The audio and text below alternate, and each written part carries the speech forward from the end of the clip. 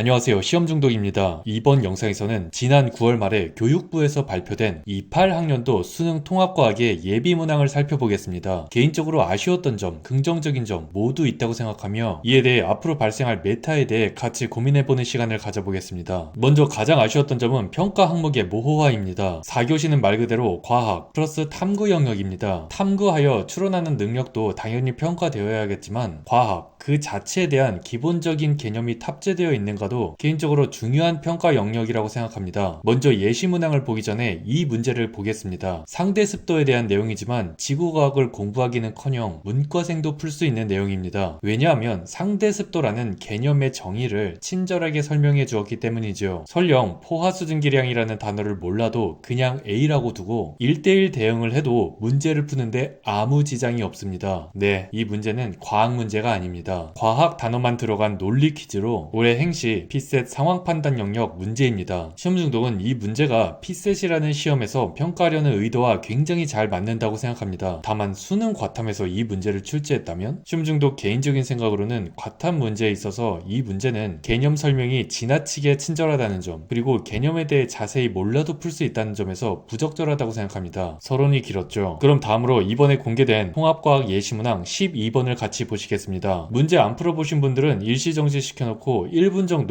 읽어보시면 되겠습니다. 제가 맨 처음에 아쉬웠던 부위가 평가 항목의 모호화라고 말씀드렸는데요. 기억선지로 평가할 수 있는 게 국어인지 과학인지 저는 잘 모르겠습니다. 표를 그래프로 바꾼 게 당연히 그래프 변환이죠. 과학탐구가 아니라 변환이라는 단어를 아는지 평가하는 외국인 귀화시험에 나올 법한 선지라고 생각되고요. 니은 선지도 아쉽습니다. 이슬점이라는 개념을 아냐 모르냐가 전혀 중요하지 않습니다. 측정치의 맥시멈 값을 보고 해당되는 그래프만 고르면 되죠. 디귿선지에서 평가는 항목도 아쉽습니다. 주어진 그래프로 이 둘의 경향성을 파악하라는 의도인데 절대습도와 이슬점의 개념을 몰라도 푸는데 전혀 지장이 없습니다. 이런 능력은 이미 국어 영역의 독서지문, 특히 기술 정보지문에서 지겹도록 묻는 문제이고 오히려 요즘 국어 영역의 독서지문 문제는 1대1 대응으로는 전혀 안 풀리고 충분히 글을 읽고 이해한 후 추론을 해야 하는 부분인데 과학탐구 영역에서 이런 단순 1대1 대응 문제로 평가하는 것은 조금 의문입니다. 다음으로 긍정적인 점을 살펴볼 건데요. 물리, 화학, 생명과학, 지구과학이 따로따로 노는 게 아니라 융복합되어 하나의 문제에서 다양한 개념을 묻는 시도는 굉장히 좋다고 생각합니다. 이 문제를 살펴볼 건데요. 시험 중독은 개인적으로 이 문제가 화학, 생명과학, 지구과학 각 과목의 개념에 추가로 논리적인 가설을 세울 수 있는 능력까지 평가하는 아주 좋은 문제라고 생각합니다. 산화환원에 대한 화학 반응식에 대한 이해가 기본적으로 있어야 하기 때문에 지식적인 개념을 잘 물어보고 있고요. 그 화학 반응식을 단순한 화학 실험이 아닌 생명과학과 지구과학 교과에서 볼 수 있는 예시로 가져온 점도 좋았습니다. 기억 선택지도 과학 탐구의 기본인 가설 설정을 제대로 할 수 있느냐를 묻고 있는데 이 기억 선택지를 풀려면 생명과학 개념을 이용하여 광합성이 대표적인 흡열 반응이라는 지식이 있던가 설령 몰랐다 하더라도 산화수를 계산하여 흡열 반응이라는 것을 반드시 알아야 합니다. 또한 주어진 자료로만 지구 및 생명 현상 전체에서 일어나는 반응이 흡열 반응인지 발열 반응인지 알 수 없다는 점도 파악하여 논리적으로 가설을 세워야 하므로 과학 탐구에 아주 좋은 문제가 아닌가 싶습니다. 마지막으로 개선되었으면 하는 점을 간단히 정리해보고 앞으로의 메타와 대응 방안도 고민해보겠습니다. 아까 12번 예시문항이나 이 7번 예시문항에 평가원 형님들의 코멘트를 읽어보면 이러한 문항으로 자료의 경향성과 규칙성을 파악할 수 있느냐를 평가한다고 하셨는데 좋은 말씀입니다. 실제로 의치 한약수나 공학, 경제학 모두 이런 자료와 경향성을 파악하는 것은 매우 중요하고 저 역시 공감하는 바입니다. 다만 과학 탐구에서는 반드시 과학 지식이 기반이 되는 문항으로 구성되었으면 하는 바람이 있습니다. 저 12번이나 7번 문항이 실제 수능에 출제된다면 정답률은 거의 90% 이상에 육박할 것이고 이런 패턴으로 가다가는 3년 내에 영상 초반에 나왔던 피셋 문제, 즉 논리 퍼즐 문제로 변질될 겁니다. 지금의 물화생지보다 출제 범위가 적은 통합과학에서는 그렇게 될 확률이 더 높겠지요. 이 판에서 제가 예측을 하면 오만 악플이 달리지만 그래도 원하시는 분들이 많으니 해보겠습니다. 제가 오랜 수험 생활을 하며 수험판에서 얻은 경험이 있는데 범위가 많으면 경쟁률이 떨어지고 설령 문제 난이도가 낮다 하더라도 표점은 높은 경향이 있으며 난이도까지 높다면 표점은 더욱 높아집니다. 이 수능 처음으로 바뀔 때 제가 수학 표점은 미기화기라고 말씀드렸고 국어는 엄매화작이라고 말씀드렸는데 확통하고 화작도 어렵게 내면 충분히 충분히 어렵게 낼 수 있어서 표점은 결국 큰 차이 없을 거라고 악플로 오지게 까였지만 결국 결론은 지금 누구나 당연하다고 생각하는 그 결과입니다. 통합사회, 통합과학 아무리 어렵게 내봐야 쥐꼬리 범위이고 예시 문항의 경향을 볼 때 평가원 형님들께서는 통사 통과로 변별할 의지는 없다고 생각됩니다. 절평이 되지는 않겠지만 수험판에서 영어급으로 영향력은 내려갈 거고 즉 자격고사화가 되지 않을까 싶습니다. 아니 그럼 메디컬이나 최상위 공대는 뭘로 변별함? 이라고 말씀하실 텐데요. 대한민국은 고등교육법에 있는 산불 정책으로 본고사는 실시 불가능합니다. 따라서 장기적으로 면접이 강화되고 신설될 것이라 생각되며 특히 영어로 제시된 과학 문항 카드를 읽고 자신의 생각을 서술하는 지성 면접이 보편화될 거라 생각합니다. 수능에서 평가하기 힘든 영어와 과학을 짧은 시간 내에 효율적으로 평가하는 매우 좋은 수단이지요. 그리고 고등학교 수강 과목도 신경을 쓰시는 게 좋겠습니다. 내신도 5등급제 되는 마당에 너무 꿀 빠는 과목보다는 과학 그리고 투 과목도 수강하면 유의미하지 않을까 생각합니다. 긴 영상 시청해주셔서 감사합니다. 시험중독이었습니다.